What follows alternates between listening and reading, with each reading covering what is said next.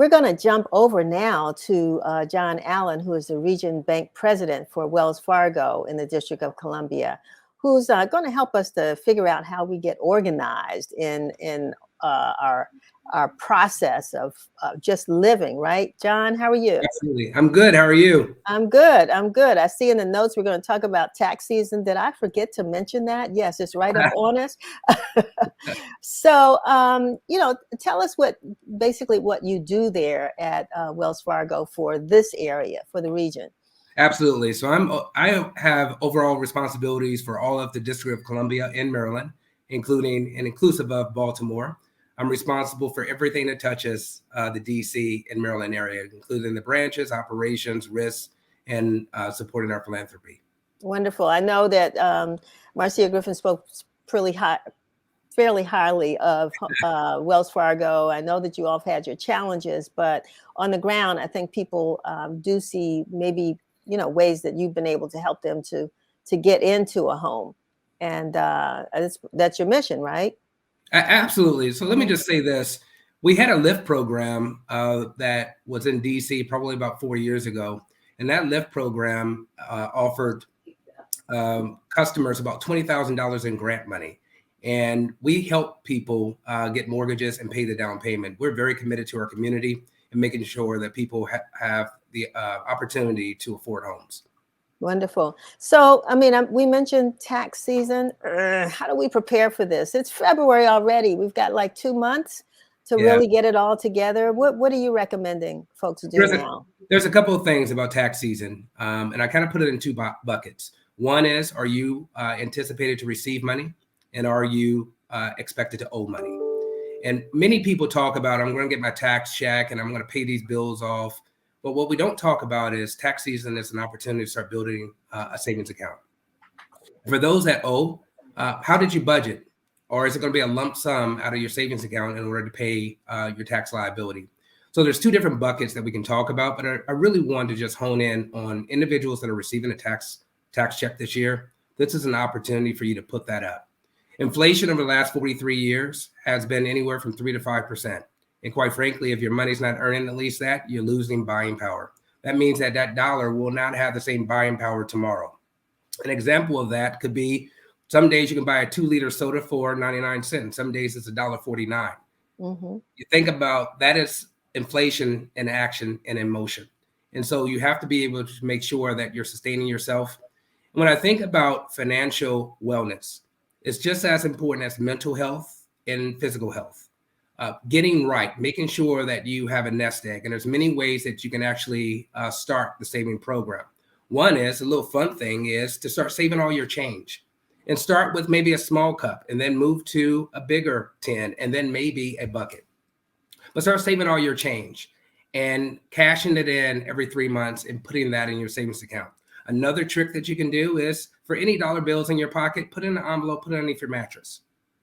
Not only saving, not only is saving important, but also making sure that we're managing our expenses and our debt. This is an opportunity. January is an opportunity for us to really sit down and set some financial goals for the future and make sure that we are creating actionable steps in order to achieve it. So when you put that money in that envelope and put it under your bed, how do you resist saying, oh, shucks, my cell phone bill is due.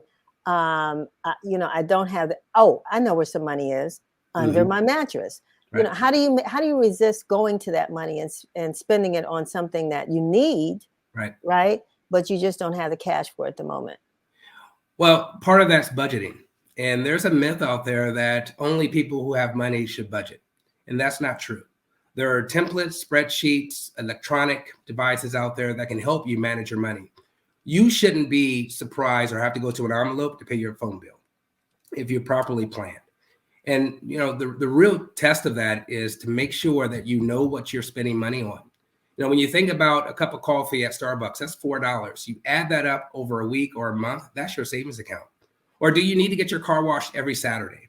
Or do you need to go out every week? You think about going out to brunch in DC, it's going to cost an average of $100. You think about that over a month, that's $400. You think about that over a year, you're talking about $5,000. What if you just cut that back to doing it twice a month or once a month and putting the rest in your savings account? Just imagine where you could be. So is that savings account, John, is it something that you never use? You just consistently save? No, Okay. no. What I will tell you is if you have an opportunity to have a 401k or 403b, it's an opportunity for you to save for retirement. Hmm. The gauge is, quite frankly, that if you're in your 20s or 30s, you should be saving about 10% of your salary, your gross salary. If you're in your 30s or 40s, it should range from 15 to 30. And then if you're in your 40s to 50s, it probably should increase anywhere from 20 to 40%.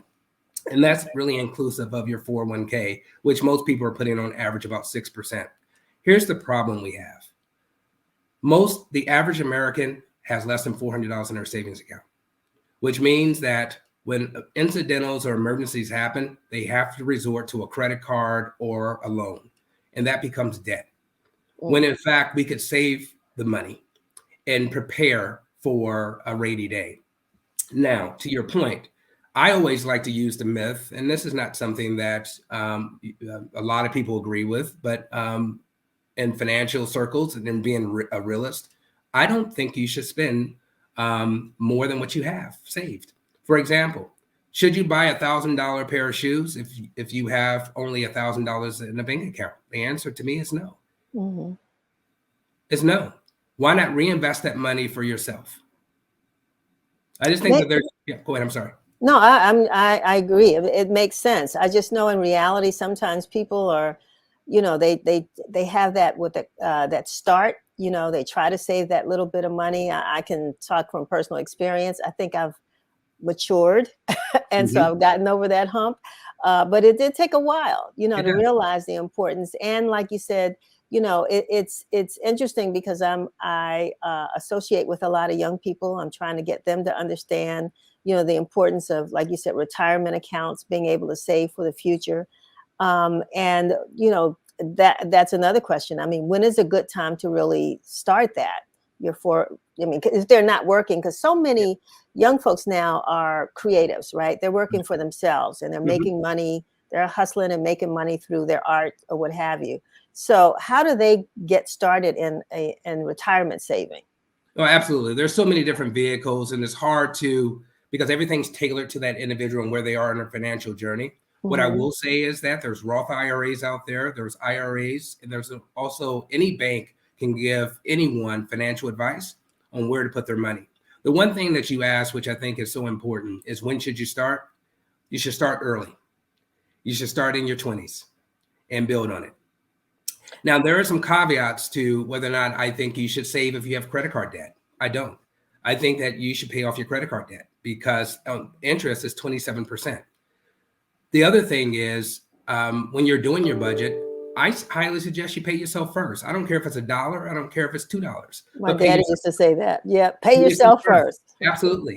Absolutely. Put $5 up every time you get paid because none of those bills would get paid if it wasn't for you working. Right. Reward yourself. It's interesting. Um, this has been really helpful information, and I hope that people will take it and actually act on it because this is the time of year when we're making New Year's resolutions still, Mhm. or trying to see if we followed up on those resolutions. And I think a lot of people have said that this year I'm going to try to save more money. Mhm. The last question I wanted to ask, though, about debt: is there a such thing as good debt? It all depends. I would say, mortgage definitely is good debt because it builds assets and wealth. It's how people transfer wealth. It's one of the number one vehicles on how we accumulate our net worth. Car loans, I'm just going to be completely honest with you. Cars, people think that they're an asset, but they're actually a depreciating item. If Hmm. you try to sell your car, you're going to get less as soon as you drive it off the lot. And really, there's some formulas to that. If you buy a car, it should really be less than 17% of your gross income. So if you're buying a car more than that, you're really overextending yourself. Wow, that I've never heard before. And Mhm. that's good advice as one who might be looking for a car soon. So I Absolutely. appreciate that. Yeah. So anything else? We're going to sign off in a minute, but is there anything else you'd like to share with us? This has been great information, but anything else you think we need to know, like right now? Absolutely. There's a fear of some people to look at their credit. And here's what I would share with you. if you start today, in 7 years, you start today with positive behaviors and habits, in 7 years, you can have good credit. Credit changes every 7 years. Wow, amazing. I had heard some folks having a discussion the other day about if you check your credit, it's a ding against you for doing that. And is there any truth to that? No. In fact, you can get one free credit report per year, but there are services out there like Experian.com. You can check your credit often. In fact, they send you alerts if there's any credit activity. And I think it costs like $100 a year. It's well worth it. Right. Okay. All right. And don't go under that mattress to get that $100. Absolutely. Absolutely. John, Alan, thank you so very much for being with us today. We hope that you'll come back. I mean, I always have guests and I always want them to come back because there's so much more we could talk about.